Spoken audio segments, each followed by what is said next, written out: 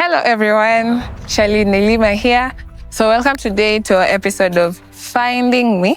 This is where we have fun, declutter, talk about life, and navigating womanhood and actually growth.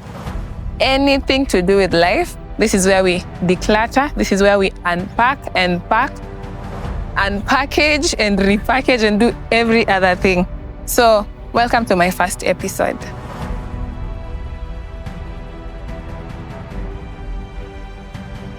So in today's episode, I'm going to be talking about self-awareness, and I'm going to be incorporating the biblical view of finding yourself and knowing who you really are.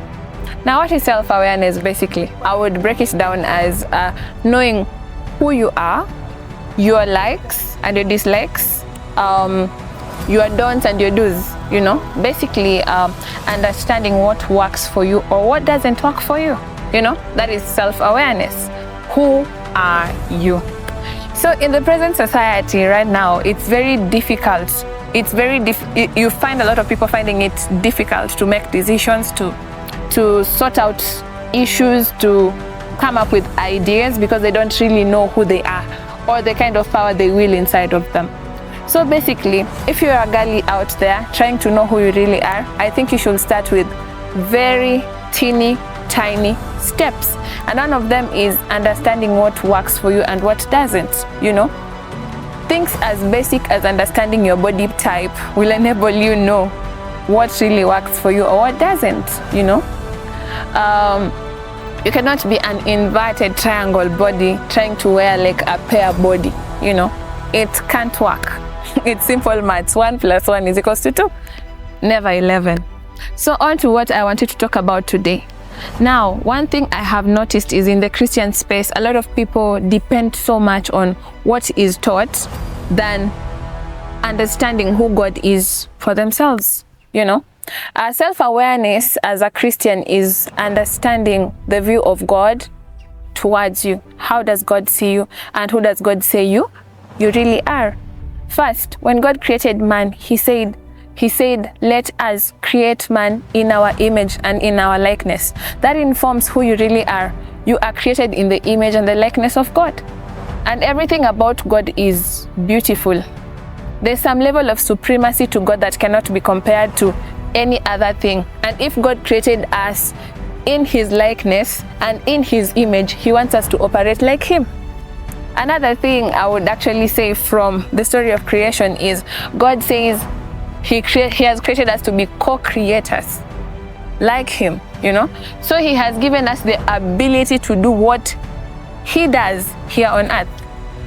That's why in the Bible, when you read the Bible, you get the places that it is said, whatever we bind on earth is bound in heaven.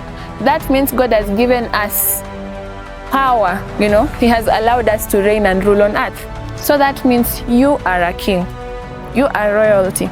But you are a royal priesthood, a chosen generation, God's own people. That's your identity.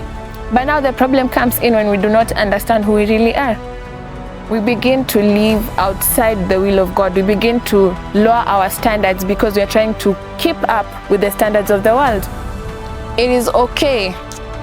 It is okay not to know really what you want for yourself, but you can start with knowing what you don't want.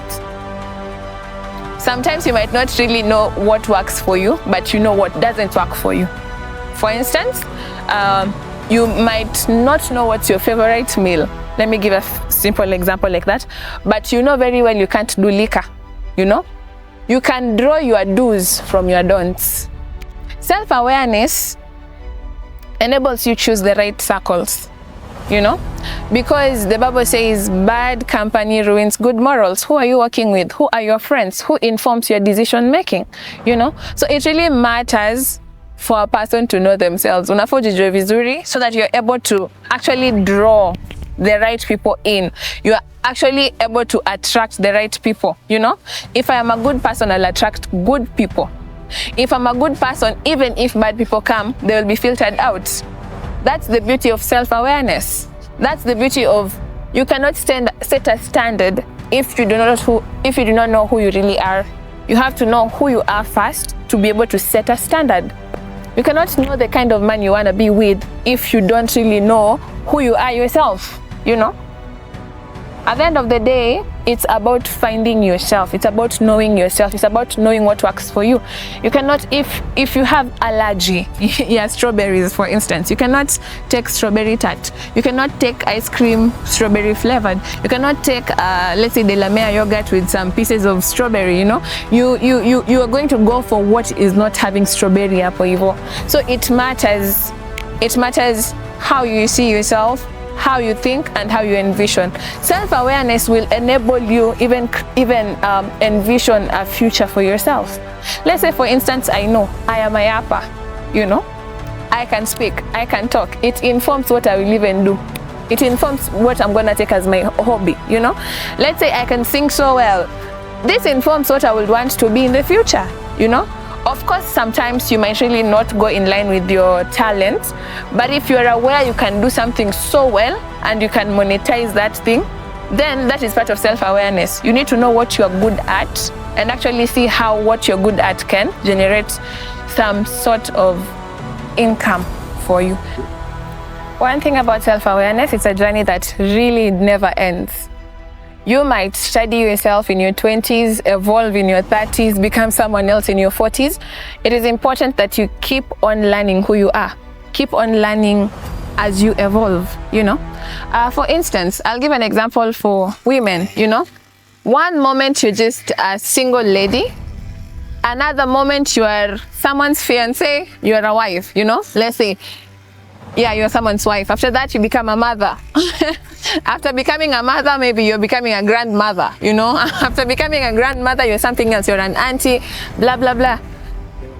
Among many other things. You know, these seasons come with a lot of changes, and you have to adapt to the changes as they come. So for me, I'm a strong believer that self-awareness is a continuous journey until you leave Earth.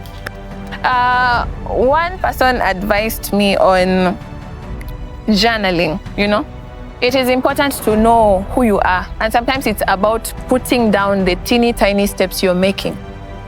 Writing down your day and how your day has gone enables you to actually tell, this is what I can deal. You can tell the patterns of your life, you know. There are a lot of people who don't know who they are because they don't put it down, you know. Sometimes put it down on paper. Today I killed a lion, you know. Yesterday I killed a tiger, you know. So you realize you are good at killing these things, you know. That's on a light note. But my point is, you have to really be intentional about learning you and give yourself grace as you learn yourself, you know, because you might realize parts of you that are beautiful, and also you might realize parts of you that are not beautiful, you know. You might realize parts of you that you thought did not exist. And that's the beauty of self-awareness. So you know your temperaments, you know how far you can go and how far you cannot go. A person who's self-aware is a person who knows how much provoked they can be provoked, but they have regulation because they know themselves. You cannot regulate what you don't know. You cannot control what you don't know. You cannot control what you don't understand.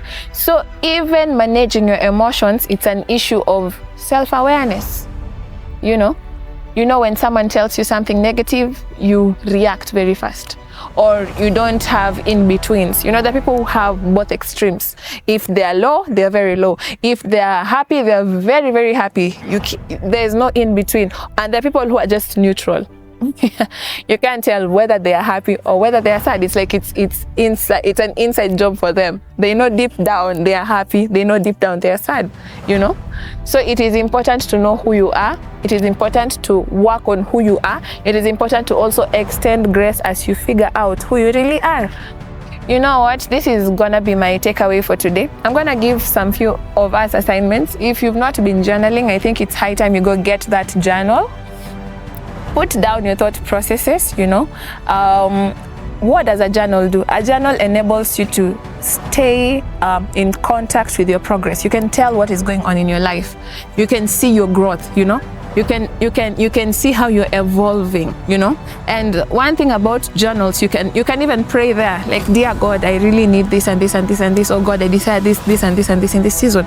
And actually, one beautiful thing about journaling, you'll realize you are not sharing too much You are not oversharing. You actually learn to sit in seasons and get solutions, you and God.